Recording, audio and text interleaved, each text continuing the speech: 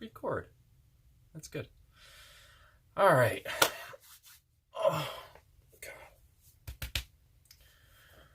God. What's up, guys? It's been a while since I did a video. So here I am. Gotta get back into doing this shit consistently. So I figured I wrote an article the other day about breaking through like training plateaus. Basically, once you get past that beginner stage of your beginner gains where everything and anything works, doesn't matter what the fuck you're doing, it's gonna work. Once you get to the point where those start slowing down, what do you do from there? It's just water. So I figured I'd make a little video to go along with that, since you guys can't read an article on YouTube. So basically, right from the get-go, you should be tracking all your training. I have training notebooks that go back, 12, 15 years. Some of them I don't know where they are, but I do have them. And I do look back at them from time to time to kind of see, what you can, if you look at trends in there, you can see kind of what was working, what wasn't working, depending on what your goals were at the time. That's one thing you should write down too. We're going to get to all of them. So first thing would be, if you're not tracking things right now, as far as, sets and reps, what you're doing, workout wise, exercises, all that stuff, you should be keeping a training journal for sure. It's going to be hugely important, moving forward, figuring out, where your weak points are, where your strong points are, what things you need to focus on, what things have worked for you in the past, what things that you've tried for a while that kind of didn't have the results that you wanted, what systems work has been working for you, all that kind of stuff. So first thing would be to track. So if you are not currently tracking workouts, start.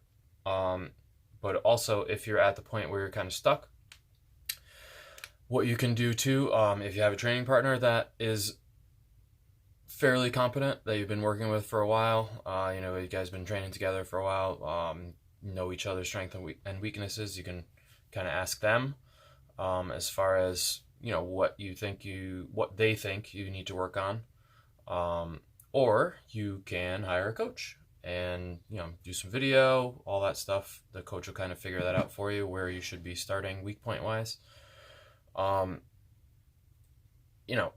Obviously, I know all of you can't invest in a coach, but if you can, that is a very good option as well. If you're not currently tracking stuff and you kind of just don't want to figure it out on your own. So coach is a great option for that. So first thing would be to figure out where you're weak points, what you're going to work on weak point wise, because that's obviously what's holding you back. You've gotten past the point, like I said, where whatever you're going into the gym and doing is working. Now you need to really start focusing on the things that you're not good at, because most of the time when we start out, myself included, when we start training, the things that go really well are the things that we do a lot, because everyone wants to do well. You don't want to do shitty. So the things that suck, that you're not good at, those are the things that you need to start focusing on, to bring up the things that you are good at even more. Okay, so first thing would be figure out your weaknesses, whether that's through going through your training journal, talking to a training partner that you trust, that knows what, number one, knows their shit, and number two, knows you, as far as what your specific weaknesses are. Or third option would be hire a coach and figure it out with them.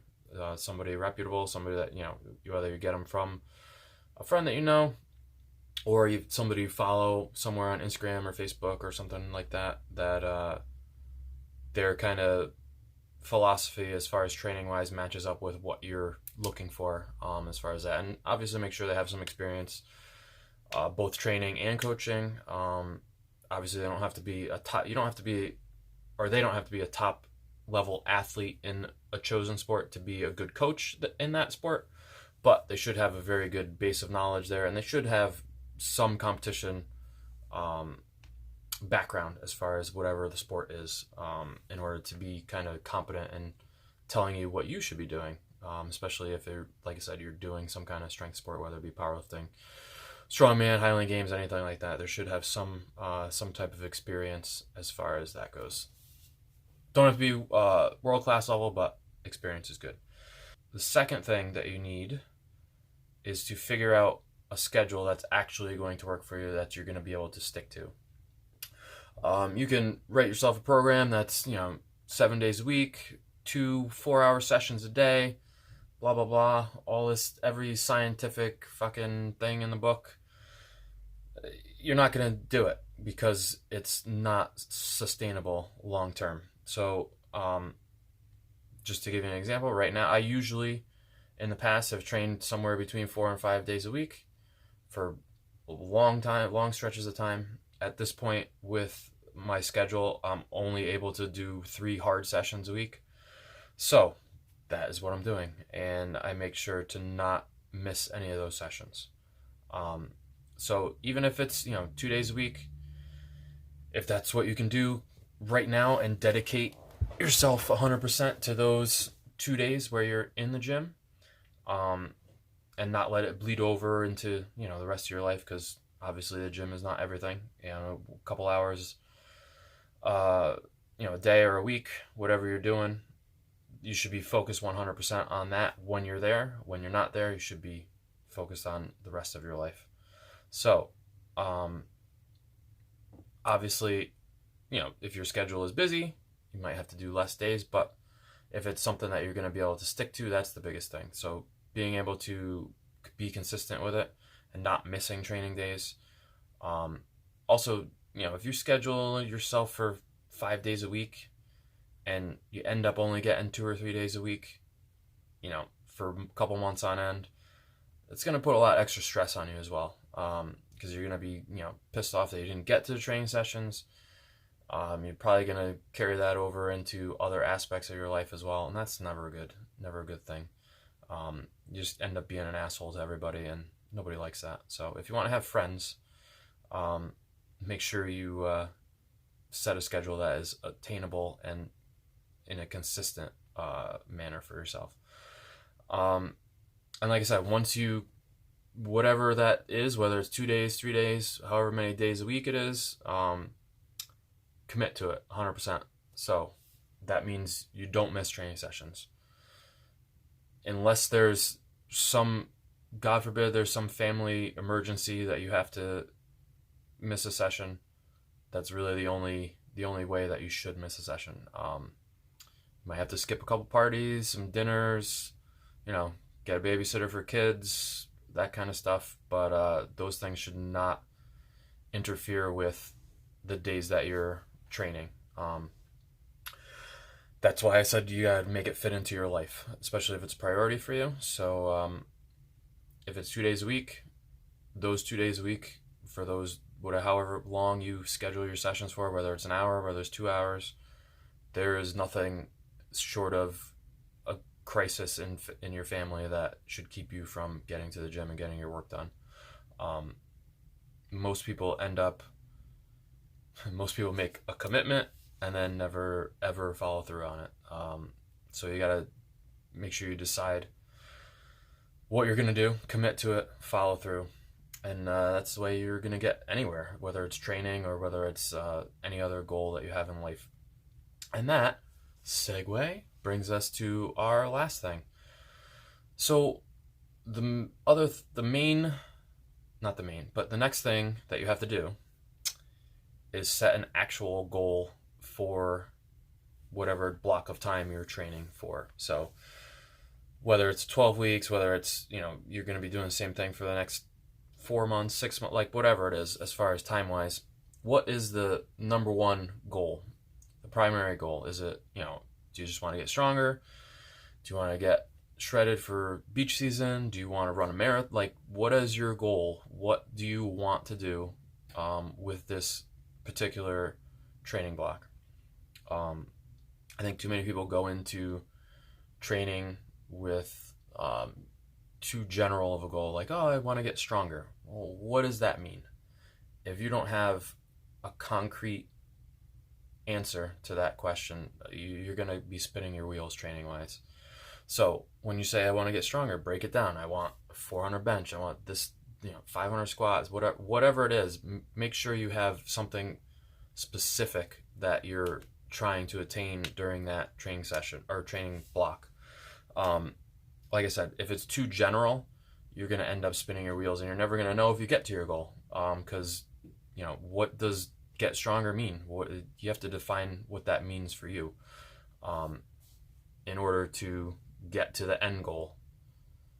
And setting a goal also, going back to the weak points, once you have your goal, you will know, or you should know, in order to attain that goal, which weak points you need to bring up the most. So you prioritize one or two of those weak points in congruency with that specific goal that you set. And those should be the couple of things that you focus most of your energy on during that training cycle. You do that for the training cycle until those weaknesses become strengths, and then repeat. Find a couple more weaknesses, either a different goal for your training or same goal, that's fine. And then repeat the process over and over and over and over and over and over again. Just a little hint, there's never going to be a point where you don't have something that's weak. Whether it's weak strength-wise, weak mobility-wise, pain-wise, cardio, there's always something that you should be working on that you're not as good as you want to be on. If there's not, then what's the point of training? You're done, you're dead, or there's no reason for you to be in the gym at all. Why would you want to go if you have nothing that you want to work on as far as getting better? You should always want to be trying to get better in some way with something, whether it's training or life in general. So a little recap. So first thing would be to figure out what your weak points are. Like I said, whether that be going through your journal, training journal, figuring out what's worked for you consistently, what hasn't worked, assistance stuff. If you don't have a journal, start one immediately.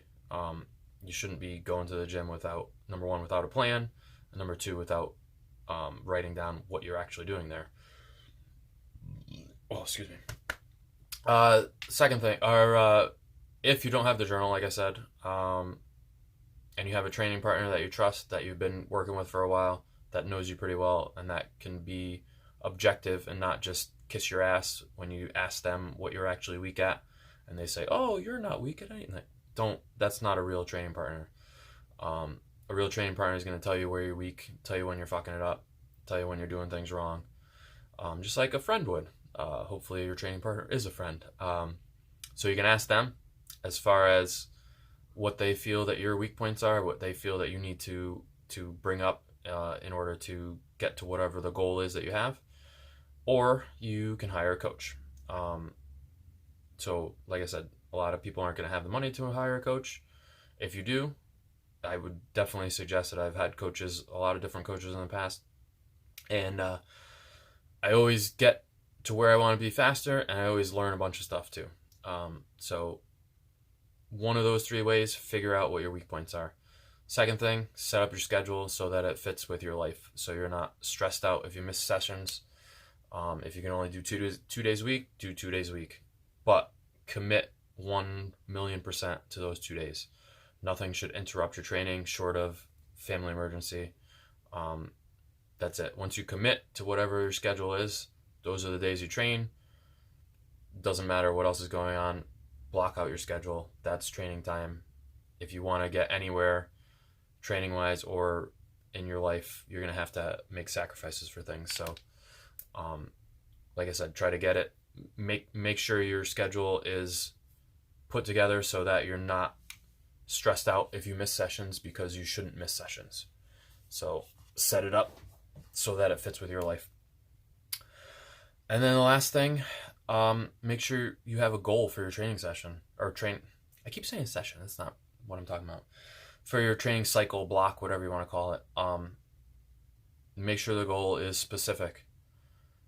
Don't make the goal, I want to be stronger. Make a specific lift, a specific number, whether it's, I want to be 10% body fat, whatever the goal is, make it specific and something that you can measure. Otherwise, you're going to be just spinning your wheels and you'll never know if you get to your goal. All right. So, hope you enjoyed the video. Just watching me talk is mesmerizing, I know.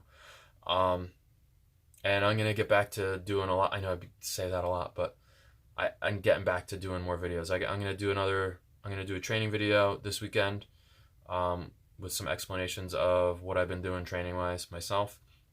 And then I'm going to start doing some technique stuff again. So be on the lookout for that stuff. And that's it for today, guys. So hope everybody has a lovely day. And I will see you guys again soon. All right. Thanks.